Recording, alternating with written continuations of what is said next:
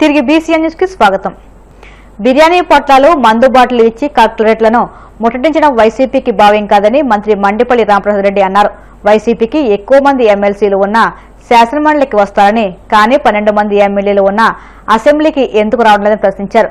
గవర్నర్ను కలిసే బదులు వచ్చే శతకాల అసెంబ్లీ సమావేశాలకు వచ్చి ప్రజా సమస్యలపై చర్చించాలన్నారు. ఏదైనా అసెంబ్లీ సాక్షిగా తేల్చుకోవాలి తప్ప కింద కేడర్ను ఉత్తేజపరిచేందుకో లేక మీ ఉనికిని కాపాడేందుకో కలెక్టర్లను ముట్టడించడం సరికదన్నారు. ప్రజలు ఎంతో చిత్తశుద్ధితో ఉన్నారని, రాబోయే స్థానిక సంస్థల ఎన్నికల్లో కూడా వైసీపీకి పరాభవం తప్పదన్నారు. మీకు నీతి నిజాయితీ ఉంటే మీరు ఎక్కువ సభ్యులున్న మండలికి ఎందుకు వస్తున్నారు? మీకు 11 మంది సభ్యులున్న ఎమ్మెల్యేలు మీతో జగన్మోహన్ రెడ్డి గారితో కలిపి కూడా ఎందుకు శాసనసభకు ఎందుకు రావడం లేదని అడుగుతున్నాం. మీరు ఈరోజు కోటి సంతకాలు అని చెప్పి నానా యాగి చేసి అక్కడ పోయి గవర్నర్ను కలిసే బదులు రేపు శీతాకాల సమావేశాలు వచ్చినప్పుడు తప్పకుండా అసెంబ్లీకి రండి, చర్చించండి. ఏదైనా మనకు ప్రజలు ఓట్లేసి 5 సంవత్సరాలు గెలిపించినప్పుడు మాట్లాడే హక్కు మనకు ఉంటుంది కాబట్టి ఏదైనా అసెంబ్లీ సాక్షిగా తెలుసుకోవాలి తప్పక ఏదో మీ కింద ఉండే క్యాడర్ను ఉత్తేజపరిచేదానికో లేకపోతే మీ ఉనికి కాపాడుకునేదానికో ఇలాగా మందు బాటళ్ళు బిర్యానీలు ఇచ్చి కలెక్టర్లను ముట్టడించడం భావ్యం కాదు. ఇప్పటికైనా జగన్మోహన్ రెడ్డి గారు తెలుసుకోవాలి. ఈరోజు ప్రజలు ఎంతో చిత్తశుద్ధితో ఉన్నారు. ఎందుకంటే రేపు రాబోయే లోకల్ బాడీ ఎలక్షన్లు వస్తున్నాయి. జనవరి, ఫిబ్రవరి, మార్చిలో ఈ ఏదైతే ఈరోజు ఎలక్షన్లు పెట్టుకుంటాం దాంట్లో కూడా మీకు పరాభవం తప్పదు. ఇవన్నీ మీరు గుర్తించుకొని ఇలాంటి పనులు చేస్తున్నారని మేము చెప్తున్నాం. మేము ప్రజల పక్షాన ప్రజల కోసం పనిచేసే ప్రభుత్వం అని మరొకసారి తెలియజేసుకుంటూ, అలాగే తిరుపతి జిల్లా గూడూరు పట్టణంలోని కరణాలి వీధిలో ఉన్న శ్రీ చెన్నకేశ్వర స్వామివారి దేవస్థానం, శ్రీ కోదండ రామాంజనేయ స్వామి దేవస్థానంలో ధనుర్మాసం సందర్భంగా తిరుప్పావై ప్రారంభమైంది. 4 రోజుల పాటు ప్రతిరోజు వేకువజామున గోదాదేవికి ప్రత్యేక అలంకరణ ఏర్పాటు చేసి తిరుప్పావైని పఠించనున్నారు. భక్తులు అధిక సంఖ్యలో తిరుప్పావైలో పాల్గొని తీర్థప్రసాదాలు స్వీకరించారు.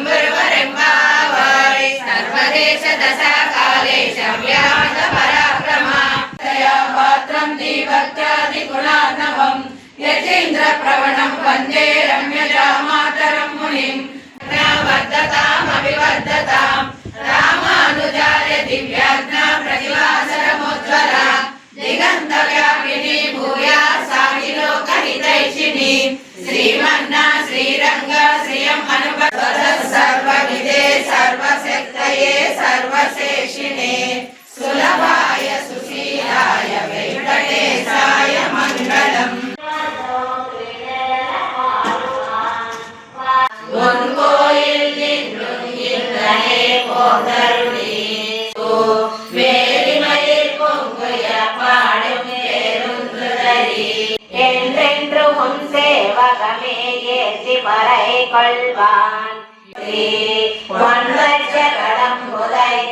புகழ் போற்றி கந்து குளிராய் கடல் போற்றி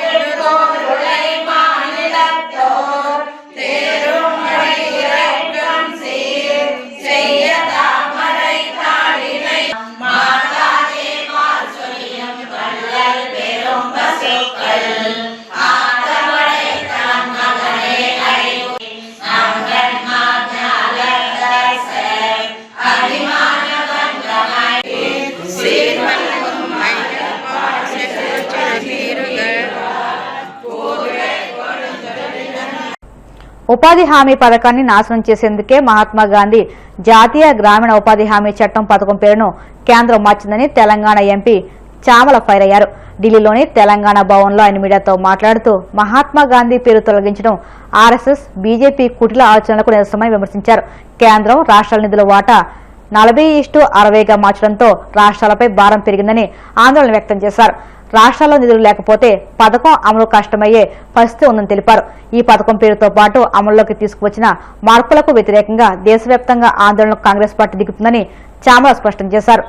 ఈ రోజు కూడా అదొక న్యూట్రల్ బాడీ అన్న విషయాన్ని మర్చిపోయింది. అంతకుముందు ఎన్ఫోర్స్మెంట్ డైరెక్టరేట్ తోటి చాలా మంది పొలిటికల్ పార్టీస్ ని భారతదేశంలో చాలా మంది పొలిటికల్ లీడర్లను అన్ని పొలిటికల్ పార్టీలు ఎక్కడెక్కడైతే స్ట్రాంగ్ ఉండేనో అటు పోతే వెస్ట్ బెంగాల్లోనో తమిళనాడులో ఇంకా ఉన్నటువంటి తెలంగాణలో ఎక్కడ పడితే అక్కడ గతంలో కూడా మీరు చూసి ఇప్పుడు కూడా చూస్తున్నారు. ఎక్కడైతే అధికారంలో స్ట్రాంగ్ లీడర్షిప్ ఎమర్జ్ అయిందో అక్కడ వీలైతే అక్కడ వాళ్ళని నిర్వీర్యం చేయడానికి ఈ సంస్థలన్నింటినీ వాడుతారు. ఏ సంస్థలు? CBI, ED, election commission. దాంట్లో భాగంగానే ఈరోజు క్లియర్గా భారతదేశ ప్రజల ముందు ఈడీకి చివాట్లు పెట్టింది కోర్టు. ఈ కేసు నేషనల్ హెరాల్డ్ కేసులో ఎటువంటి ట్రాన్సాక్షన్ జరగలేదు, ఎటువంటి లావాదేవీలు జరగలేదు, ఎటువంటి ప్రాపర్టీ మూవబుల్ కానీ ఇమ్మూవబుల్ అసెట్స్ కానీ ట్రాన్స్ఫర్ కాలేదు. మీరు ఉట్టిగానే ఛార్జ్ షీట్ ఫైల్ చేసి వాళ్ళ మీద ఎఫ్ఐఆర్ ఫైల్ చేయించే దిశగా మీరు నోటీసులు ఇవ్వమని చెప్పి కోర్టుకు పోతే కోర్టు చివాట్లు పెట్టి ఇలాంటి పనులు చేయొద్దని చెప్పడాన్ని చూస్తుంటేనే ఈరోజు బీజేపీ ప్రభుత్వం ఇకనైనా వైఖరి మార్చుకొని ఇకనైనా ఉన్న వ్యవస్థలను ప్రజా సంక్షేమం కోసం, ప్రజల అవసరాల కోసం, పెద్ద పెద్ద సమస్యలను పరిష్కరించడానికి ఈ ఈడీలను, సిబిఐలను వీటిని వాడాలి. కానీ ఇన్కమ్ ట్యాక్స్లను, తర్వాత ఎలక్షన్ కమిషన్లను కానీ వాళ్ళ స్వలాభాల కోసం, వాళ్ళ పార్టీ మనుగడ కోసం ఇలాంటి కార్యక్రమాలు తీసుకోవద్దనేది ఈరోజు తెలిసింది. దీంతో భారతదేశ ప్రజలకు కూడా తేట తెల్లమైపోయింది. బీజేపీ తన సొంతంగా ఉన్నటువంటి వ్యవస్థలను ఎలా పొలిటికల్ పార్టీస్ మీద ఇన్ఫ్లుయెన్స్ చేస్తూ ఈరోజు రాహుల్ గాంధీ గారు, సోనియా గాంధీ గారి మీద ఉన్నటువంటి నేషనల్ హెరాల్డ్ కేసులోనే తేట తెల్లమైంది. దాంతోపాటు భారతదేశంలో ప్రతి పేదవాడికి, గ్రామీణ ప్రాంతంలో ఉన్నటువంటి ప్రతి మనిషికి ఏదో ఒక ఉపాధి అవకాశం ఉండాలి అన్న ఉద్దేశంతో 2005లో అప్పుడున్నటువంటి ప్రధానమంత్రి మన్మోహన్ సింగ్ గారు నేషనల్ రూరల్ ఎంప్లాయ్మెంట్ గ్యారంటీ స్కీమును తీసుకురావడం జరిగింది. National rural employment guarantee scheme ఏంటంటే అన్ని దేశాలల్లో పేదవారి కోసం ఒక సోషల్ సెక్యూరిటీ అని ఉంటుంది. అంటే వాళ్ళని కాపాడడానికే ప్రభుత్వం కొన్ని స్కీమ్స్ పెట్టి వాళ్లకు ఆర్థికంగా ఆదుకునేటువంటి వ్యవస్థ భారతదేశంలో గతంలో లేకుండే. ఈ ఆలోచన కేవలం కాంగ్రెస్ పార్టీ అధికారంలోకి 2004లో వచ్చిన తర్వాత మన్మోహన్ సింగ్ గారి హయాంలో ఈ యొక్క స్కీమును తీసుకురావడం జరిగింది. ఈ స్కీమ్ వల్ల 100 రోజులు ఎట్టి పరిస్థితిలో పేదవాడికి పనికి తగ్గటువంటి వేతనాలు ఇవ్వాలన్న ఉద్దేశంతో సెంట్రల్ గవర్నమెంట్ 100% ఫండింగ్ చేసి దేశం మొత్తం అన్ని రాష్ట్రాలకు ఈ స్కీమును ముందుకు తీసుకుపోయింది. ఇప్పుడు ఈరోజు పొద్దున్నే వీళ్ళు కొత్తగా ఈ Mahatma Gandhi national rural employment guarantee స్కీమ్ని మహాత్మా గాంధీ గారి పేరుని తొలగించి వికసిత్ భారత్ అనే పేరుతోటి జీ రామ్జీ అని కొత్తగా నామకరణ చేస్తూ మహాత్మా గాంధీ గారిని రానున్న తరాలలో ఈరోజు మళ్ళీ కొత్తగా వీళ్ళ వైఖరి మన ప్రజల ముందు వచ్చింది. ఎప్పుడైనా ఆర్ఎస్ఎస్, బీజేపీ గాంధీ గారికి వ్యతిరేకంగానే ఆలోచన విధానం ఉండేది. గాడ్సే గారు గాంధీ గారిని చంపినప్పటి నుంచి చూస్తే ఆర్ఎస్ఎస్ భావాజాలంలో మార్పు రాలేదు. అప్పుడు ఆయనను హత్య చేసిర్రు. ఇప్పుడు ఇంత మంచి స్కీమ్ని పేద ప్రజలకు అందుబాటులోకి తీసుకొచ్చి ఆ మహానుభావుని పేరు పెట్టుకుంటే ఆ మహానుభావుని పేరు ఫ్యూచర్ జనరేషన్స్ అంటే రానున్న తరాలకు అసలు ఈ నామము ఈ పేరే వినపడొద్దన్న ఉద్దేశంతో ఇలా తొలగించినట్టుగా ఉంది. ఈ స్కీమ్ని కూడా నిర్వీర్యం చేసిర్రు. పోనీ ఈ స్కీమ్ని బ్రహ్మాండంగా చేస్తుర్రా అంటే అది లేదు. ఆ స్కీమ్లో సెంట్రల్ గవర్నమెంట్ పాత్రను తగ్గించి స్టేట్ గవర్నమెంట్ మీద ఎక్కువ బాధ్యత పెట్టిర్రు. బడ్జెట్ షేరింగ్ పెట్టిర్రు 40-60. కాబట్టి ఇప్పుడు ఆ స్కీమ్ని ఇంప్లిమెంట్ చేయాలన్న రూల్ స్టేట్ గవర్నమెంట్ దగ్గర డబ్బులు ఉంటేనే చేస్తుంది. ఇంకా సెంట్రల్ గవర్నమెంట్కు ఉన్న ప్రాధాన్యత కోల్పోయింది ఈ స్కీము.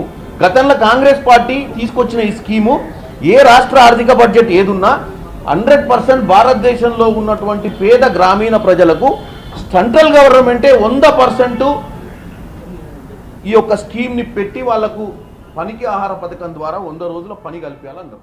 వార్తలు ముగించే ముందు ముఖ్యాంశాలు మరొక్కసారి. విశాఖలో 78వ రోజు ప్రజాదర్బార్ నిర్వహించిన మంత్రి లోకేష్ సామాన్య ప్రజలు, కార్యకర్తల నుంచి స్వీకరించిన వినతులను పరిశీలించి చర్యలు తీసుకుంటారని హామీ.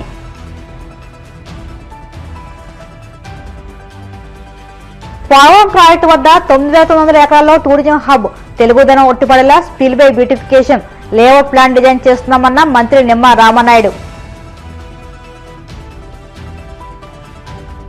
వైద్య కళాశాలలో పీపీపీ విధానంపై ప్రజామద్దతు లభించకపోవడంతో జగన్ కోటి సంతకాల డ్రామా ఆడుతున్నారు, మండిపడ్డ మంత్రి సత్యకుమార్ యాదవ్. ప్రైవేటు వ్యక్తుల నుంచి అందే కిక్ బ్యాగ్ల కోసం సీఎం చంద్రబాబు ప్రజారోగ్యాన్ని కూడా పణంగా పెడుతున్నారు, మాజీ మంత్రి విడుదల రజని ఆగ్రహం. ఈ వార్తలు ఇంతలో సమాప్తం. మరిన్ని వార్తల కోసం BCN digital YouTube channel, Facebook పేజీని ఫాలో అవ్వండి. అప్డేట్ వార్తల కోసం ప్లీజ్ సబ్స్క్రైబ్.